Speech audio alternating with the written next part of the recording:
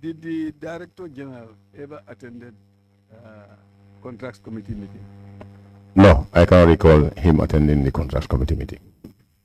That means he never attended the contracts committee meeting. Yes, as far as I'm concerned, yeah.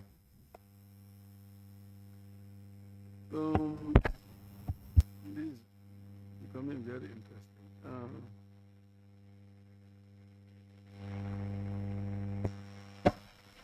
That is so. I even wanted to ask that before you go to the finance issue. Yeah.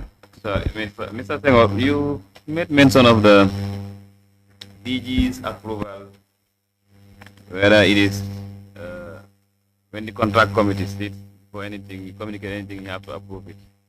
And then it is important to know that we had a hearing with him, and I asked him this same question: what is the role of the Director General in the whole procurement issue? Like, because I know he's the overall head of the institution. So, what is his role specifically as far as contracts are concerned?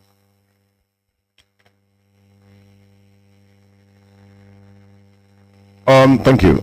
I think, if I can recall correctly, this was since I joined the institution. The Director General, since he is the approving or person, he cannot partake in our discussions. That was a practice that was in the board. What we try to do is we meet, discuss, and convey our recommendation to the Director General independent of him. Because we feel that if he sits within us, then then he's going to approve it as well. So this was deliberately a policy that we have at the board, whereby the DGs were not part of the normal meetings of the contracts committee, because ultimately they have to approve one way or the other. Thank you.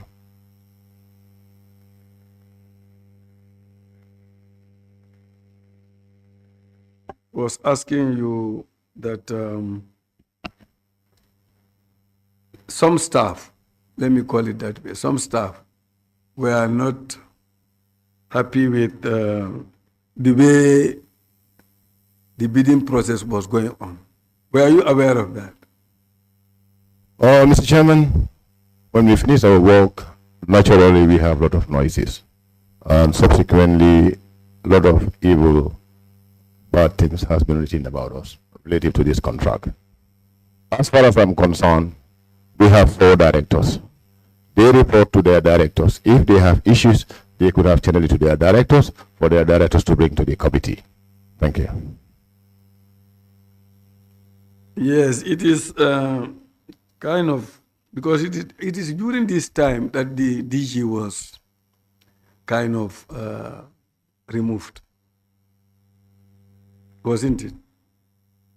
Well, I think the noises and the writing started before he was removed, or even myself before I was redeployed, because naturally it's hurtful, but that's what we pay for, contributing to our national development. Thank you. Would you be surprised to learn that up to now, some of the sites are still not identified, and the contract has been given, and this percentage advance has also been provided to the contractor, but sites have not been provided to him to continue his work? Well, Mr. Chairman, like I said, our contract is there. The sites, we stated on the contracts, and naturally, I would have assumed that the sites would have been identified to him. But of course, I left in September, and I cannot say anymore, or I'm not involved in whatever is happening since my departure from the board. But I can tell you that definitely the sites were listed in the contract that was signed, and the BOQ has all the sites. Thank you.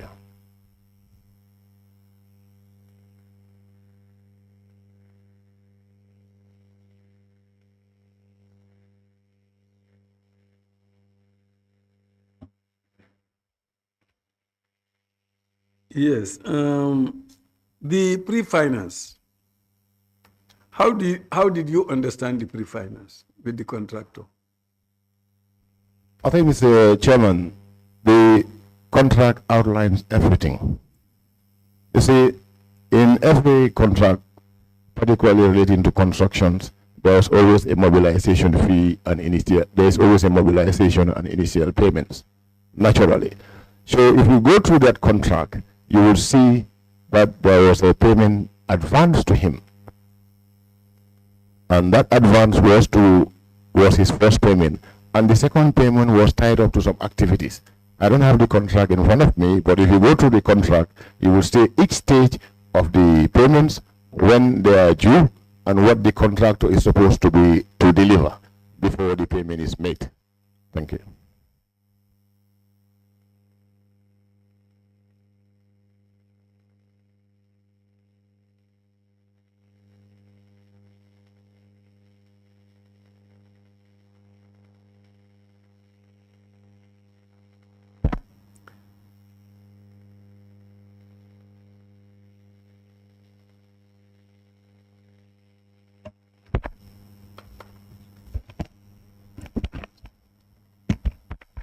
The 38.5 million that was provided to the contractor, as far as the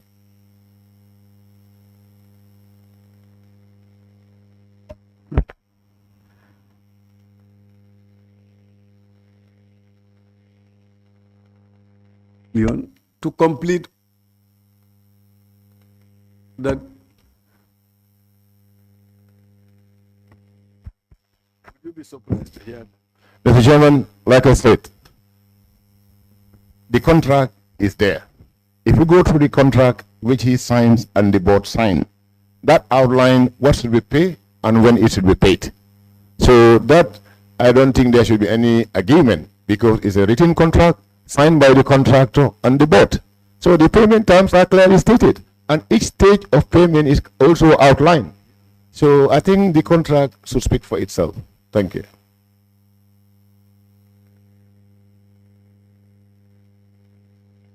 Yes, let's go back to Bara.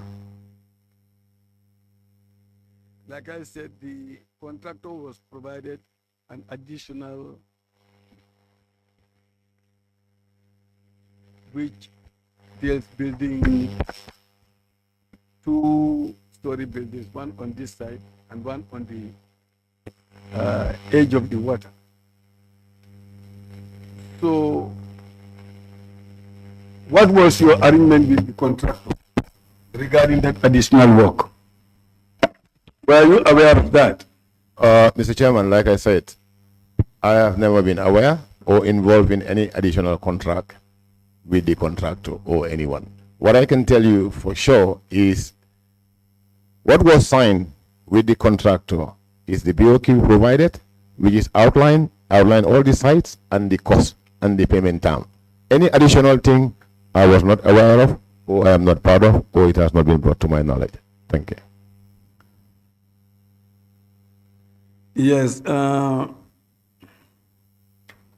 not sure whether you are aware, but it looks like out of the 5 ecologies awarded to Lair Group,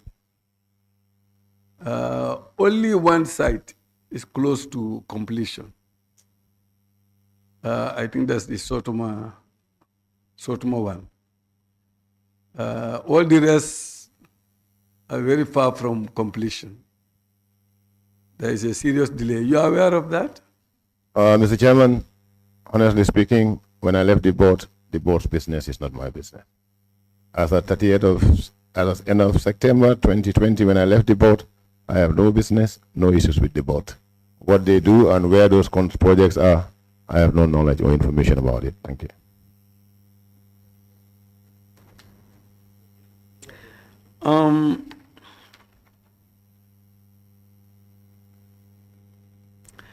Do you know Mr. Momodou K. Jallo? Momodou K. Jallo, no. I may know more of Momodou Jallo, but to be specific, but I don't know Momodou K. Jallo. No. Momodou K. Jallo of the GPPA then? No. You don't know him at all? Mohamed K. Jallo was frequenting the GP board offices on a continuous basis at the time. Well, Mr. Chairman, like I said, I don't know Rijal. He may come to the board. I am not the receptionist or the gatekeeper of the board, but I have no recall ever meeting or dealing with Mohamed K. Jallo. Thank you. So you had the, during your contracts meeting, committee meetings, was the permanent secretary not a participant? Permanent Secretary, Minister of Tourism. I think, Mr. Chairman, that is a very ridiculous thing to think that a permanent secretary that is outside of the institution will have any remit or anything to do with a contract committee of the board. I don't think we will even accept that, or even the permanent secretary was smart to think of that. Like I said, the composition of the contracts committee was very clear. It was the 4 directors plus the senior procurement officer. So for anybody, even today, I don't know anywhere in this country that is performed where you see a permanent secretary going to another institution's contract committee meeting. I cannot recall that, and I don't think we ever have that in the board. Thank you. Yeah. Mr. Senghor, we are liable to inform that permanent secretaries have a say and they should be part of the board. Yes, the permanent secretary sits at the board of directors. Yes. That is true, but not at the contracts committee.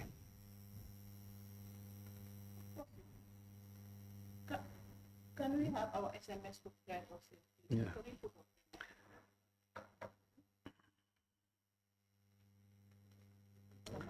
So the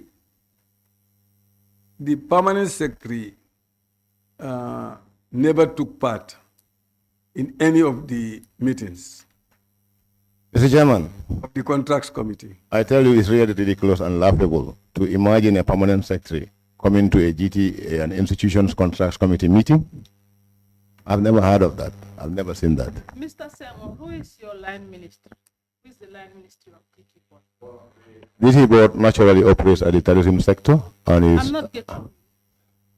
GT board operates on the tourism sector, and the line ministry is the Ministry of Tourism and Culture. And the permanent secretary of Ministry of Tourism, not part of the contract. The permanent secretary of the Ministry of Tourism has no business in the contracts committee. As far as we are concerned, the contracts committee is the 4 members plus the secretary. Just, Mr. Senghor, you can say that she did not have a say or she don't sit there, but she have a business there.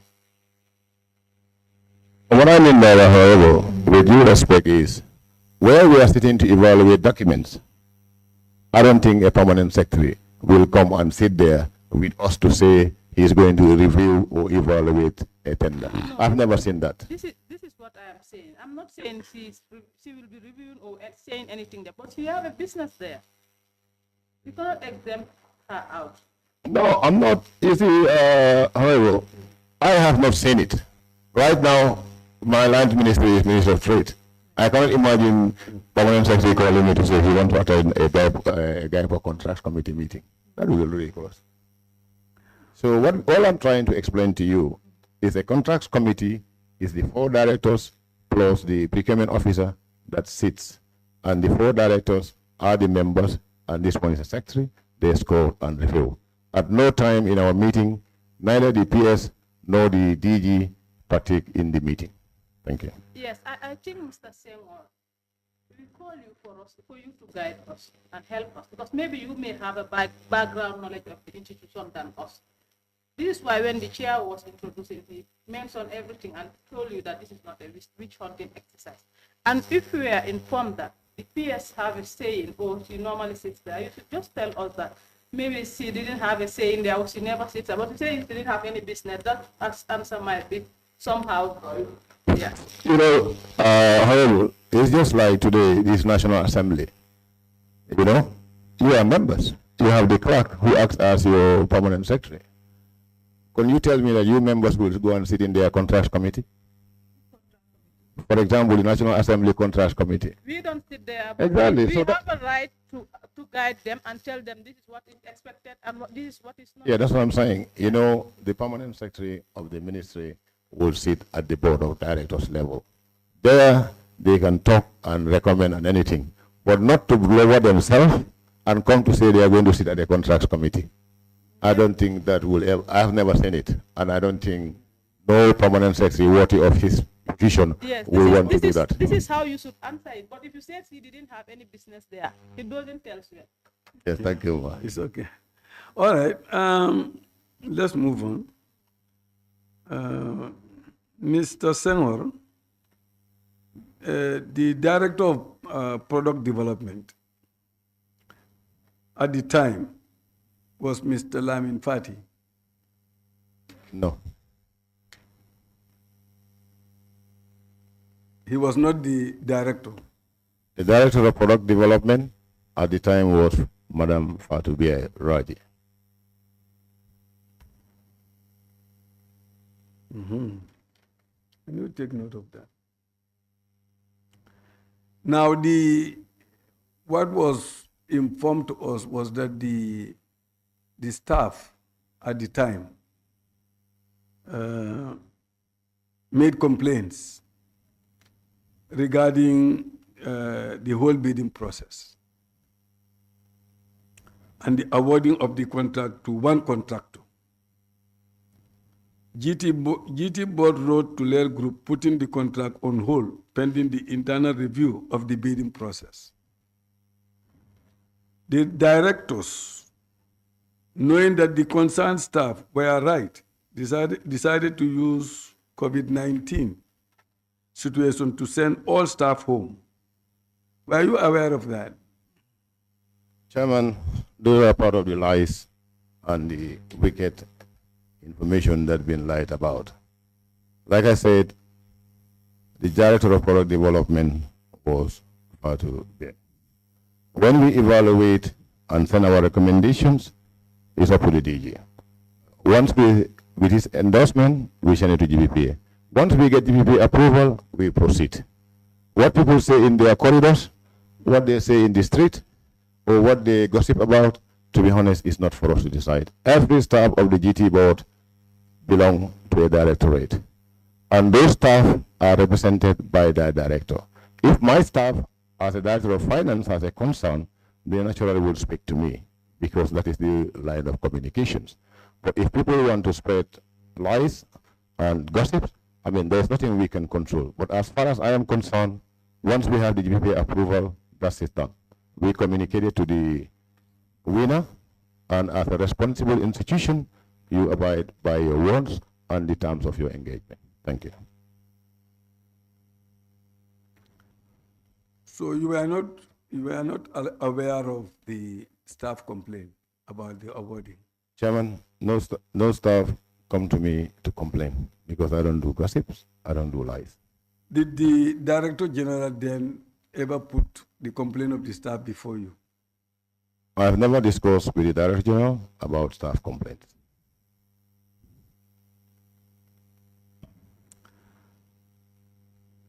When the staff were sent home, were you aware of that? Chairman, I myself, I was sent home as well. So naturally. What was the reason for sending you home? Well, when the COVID happened, we were zero as an institution. Because like I pointed out to you, the revenue sources of the boat was the key, was the development levy, what we call the development levy, which is the £10 that all traveling passengers paid. When that £10 gone, naturally the next thing was the licensing, and naturally the businesses couldn't pay. So once I got the letter, like everybody else, I take it in good faith, go and wait for time to be recalled. Thank you. Were you paid your full salary when you were sent home? No, I cannot recall, but I remember being paid half salary, yes. Half salary. You were paid half salary? I should think so. How long did you stay at home? Was it 2 weeks, one month? Like I said, I left the board naturally in September. So for me, the moment I was sent home, I never returned back to the boat. You were sent home in 2019, isn't it? No, I cannot recall it in 2019. Was it 2019 or 2020? I would think it's 2020. If I am right, I stand corrected. So if you were sent home, that means that you were not aware, you were not part of the team that launched the ecologists. Is that what you want to say? No. What I want to say is we were asked to sit at home. Naturally, I have to avoid. Yes, the launching of the ecologists, we were invited to attend, and I went to I attended the launching. You were invited to attend the launching, but you were not on duty at the time. Well, I think it depends on your interpretation, because what I can tell you is we were asked because of the COVID to stay at home. And I think there was even a time that the country as a whole had a lockdown. So we stayed at home. Naturally, when the launching was being done, and we were invited to, so we went to attend. Thank you. The pretext for, or the reason for sending staff home was meant for, that they were, bringing back the staff was that essential staff were recalled. And then I would have seen finance director as one of the main essential staff. But I'm surprised now that you are not recalled. Unfortunately, Mr. Chairman, I was not recalled. I remember being asked and I attended the launching, but I was never recalled. And that is why, if you look at my initial statement, I told you I have no document of GT board with me because I was redeployed before staff resumed, basically. So, finally, what do you think is the reason? Did they give you any reason for terminating you? Oh, I think, Chairman, we were not terminated. You were not terminated? No, I don't think nobody was terminated. It was not a termination. So how did you leave did you resign? No, I was redeployed. Redeployed. To another institution, to GIEPA. But my service was not terminated, to my understanding. And I don't think nobody's service was terminated at the GT board then. I think people were just we were asked to stay home, obviously for financial reason, because we all know that the means of survival of the institutions was no longer in existence. And Chairman, this is exactly why we thought about the ecologists, because we know that tourism is not stable. The environment, the stocks of tourism are beyond the control of this country. So part of why we wanted to build the lodges was to have another revenue stream for the GT board, so that in situation like this, if it happened, there will be some assets of the board that are making money that the board can rely on. Thank you. So how was this 38.5 million paid? How was it paid? Well, Mr. Chairman, were you present at the time? Yes, I was there. I signed the check. No, I didn't. I can't remember. It was not a check. It must have been a transfer. It was a direct bank transfer to the bank details provided by the contractor. So, did that have anything to do with your going home, sending home? Absolutely nothing. It has nothing. Absolutely.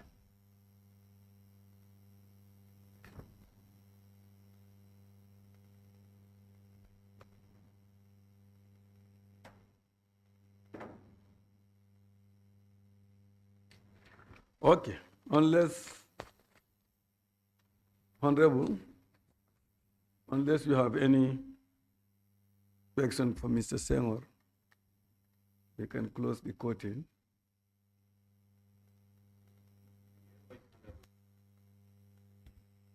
Thank you very much, Honorable Chair. I think after listening to his submission, I think, and then looking at what I have before me, even with supplementary, after listening to his submission, I think it is fair to just say that I have no supplementary, but just to thank him for the elaboration. But and then it will be so I don't know whether it will be should I call it whether it will be a surprise for Mr. Senghor to know that this committee went on tour and then we find out that still now so the ecologists the projects are still pending. I know he's not there now. He's somewhere redeployed to somewhere. But the honest truth is still now the construction of these ecologies is pending. But I don't think so whether it's appropriate to ask without question why are they still pending. But if you have maybe any knowledge, maybe expertise, as far as you were there once, probably you can better help the committee so that when we are writing our report, maybe this can enrich our report to the plenary and it can advise the parliament better. Precisely. But honestly, I thank you for your response. Thank you, Honorable. To be honest with you, I just would advise that we pray and take out charity. That's the only thing. Because to be honest, this was a model. I fought to get these 5 lodges in the National Development Plan. And we wanted to make sure that these lodges were delivered before the NDP finished. And that is why I was pushing us to make sure that these 5 lodges will get it. But unfortunately, with the type of situation and the type of people we had, I would just advise that maybe if you can advise those institutions to take out charity or to pray. Thank you.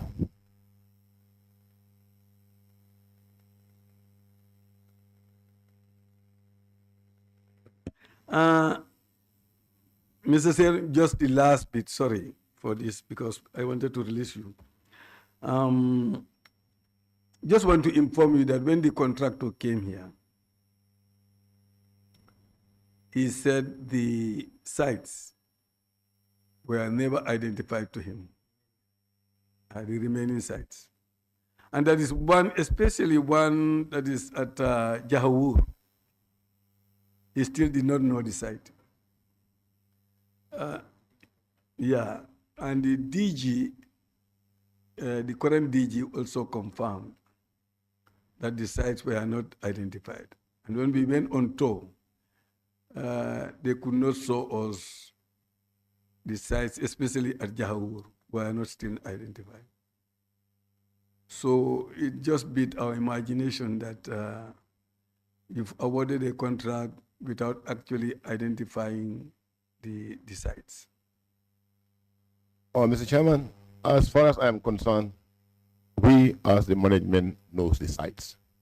I went with the DG and the directors, we went to all the sites except Bara, because naturally, even Bara, I think we went to Bara. So we visited all the sites ourselves. But the onus is on the contract. If you are bidding for something, it is always provided that in any tender, if you want to seek further information or clarification. So naturally, if the contractor signs a contract without visiting the sites, it's his fault because he's deemed to know. Because if you ask me today to sign a contract to build a house in Basse, if I sign it, then it's my problem because I could have asked you, look, facilitate a trip, let us go, and I see the site. So for me, as far as I am concerned, we at the board knows the sites. We all visited the sites as a team. But for the contractor, I'm not sure. But definitely the onus was on him before he signed the contract to ask to be shown the sites. Thank you. Thank you. Before I leave you, just a clarification. You were sent home.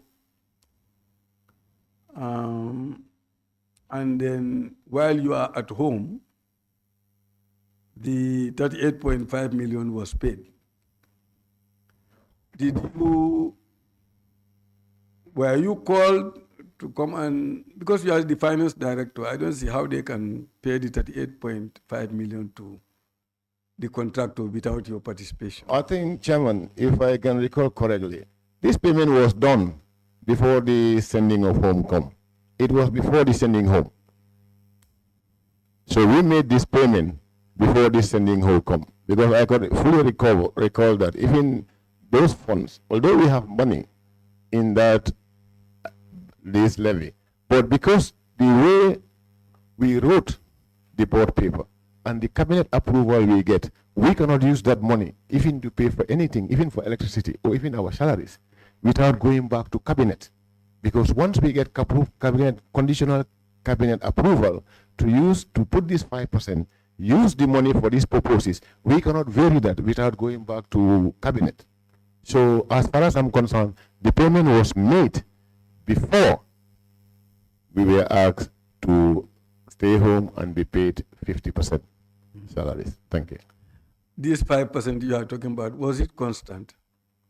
Do you keep changing it? As far as I'm concerned, depending on the investor? As far as I'm concerned, the 5% is very consistent. There was never at any time that you reduced the 5%? As far as I'm concerned, I cannot recall that. What I can recall is we started with the 10%, subsequently cabinet cut it to 5%. So that 5% is what we're doing. But you were there since 2008 to 2020. That's what I'm saying, Honorable. This 5% used to be a deposit up to 2018. And that's why I say I must commend the present Minister of Tourism for fighting to get us that. This used to be a deposit that you pay at the board. Once you are midway through your contract, through your project, the board refunds you back the money. So this 5% was never a revenue. It only became a revenue in 2017 or 2018 when we crystallized it through the approval of the board on the approval of cabinet, which I also must commend and thank my previous chairman, Bakari Jammeh, who was very instrumental and helpful in getting us. But it used to be a deposit. Once you finish, you write to the board will refund you back your money. So it was only under the dispensation of the new dispensation that we were able to secure it as a revenue stream for the board. Thank you. Do you remember Kaijang Group or Kejang Group? I can't remember Kejang Group. You did not remember that? No. Well, Kejang Group was asked to pay 2% instead of 5%. Well, I cannot recall that. Thank you.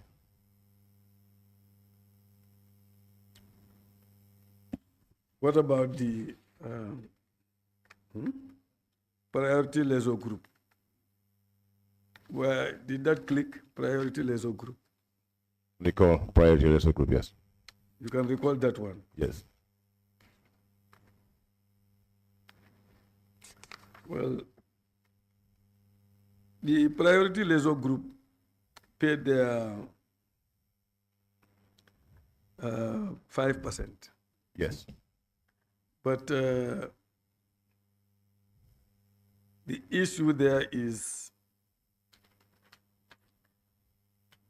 that's Priority. Priority Leisure Group, yes. They were supposed to build a five-star hotel. You are aware of that?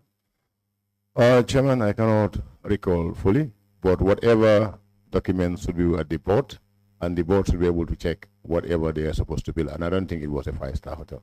Thank you. No, she confirmed that it's a 5-star hotel. I cannot recall, but... Do you remember the investment amount? I cannot recall the investment amount. Remember. Okay.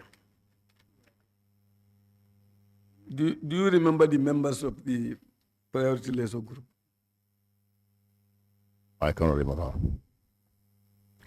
Do you remember Patu Juga Jaba? Of course, I do. Do you remember how much she has paid for her 5%? I cannot recall the amount, but I know the 5% was paid. But you cannot remember the investment amount as well? Like I said, Mr. Chairman, I don't have documents in front of me. I cannot speculate on numbers. But I know that whatever one paid is based on the project value. that the documents are with the board and they can see that for themselves. Would you accept this as reasonable for a five-star hotel to have an investment amount of 27.5%, $5 million? Chairman, again, like I said, I don't have the documents in front of me. I cannot vouch on that. All I can tell you is documents are submitted to the board and they should be in a position to check that. No, I'm asking about your opinion now. Would you consider 27.5 million for an investment that would be for a five-star hotel because of your experience? Well, what I can say is five-star hotel varies. There's the service and there's the structure. So whatever was evaluated, it could be, it depends on the contractor or it depends on the promoter or the investor.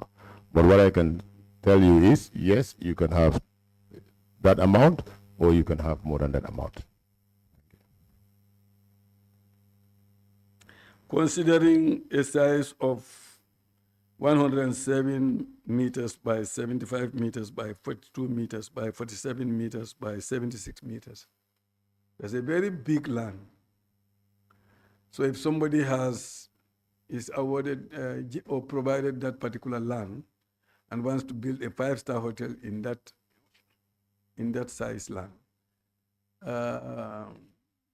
would the cost of that investment be considered if it is at 27 million, in your opinion? Chairman, like I said, you're an expert, that's why I'm asking. No, I agree. Well, what I'm trying to explain to you, Mr. Chairman, is before 2017, 2018, the board was receiving zero. And the board has given land, sometimes kilometers, at zero cost. At zero income. So this policy came in 2017, 18. And what we can tell you is, depending on the submission on what the person wants to build. But definitely, you have to look at around, because it's not only that property that was issued around that time. I think I would advise the committee to look at all the sites, and then they'll be able to make a decision on that. But it depends on the investor, because today, in my new role, I will give an example. What we tend to find out is most people are understating their investment value because of the time value of money, inflation, and other factors. Somebody will tell you, I want to build a factory for $1 million. Then what you will realize is over time, it costs them more than that. And I don't think that ultimately, by the time these people finish their project, I don't think it will be 27 million. Thank you. Okay, then we thank you very much, Mr. Senghor, for all the time. We appreciate your engagement with us. We can now release you. Thank you very much for the time. Very much appreciated. Do you have any document to provide us? No, I don't have any document to provide you. Like I said, I left the board without any document and I have nothing in my possession. All I want to do is thank the committee for giving me the opportunity to be heard on this, because this has virtually destroyed me as a person, the lies, the evilness, and everything. And I will expect also the committee to recommend for actions, particularly for people that have been found to be carrying out fraudulent activities, to put people together to file petitions to try to destroy and tarnish the image of individuals.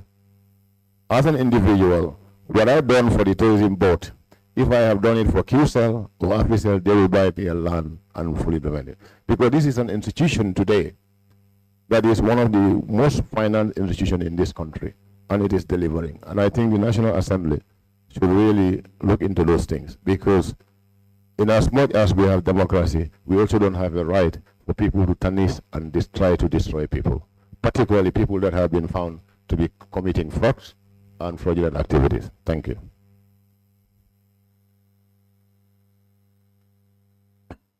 You are released.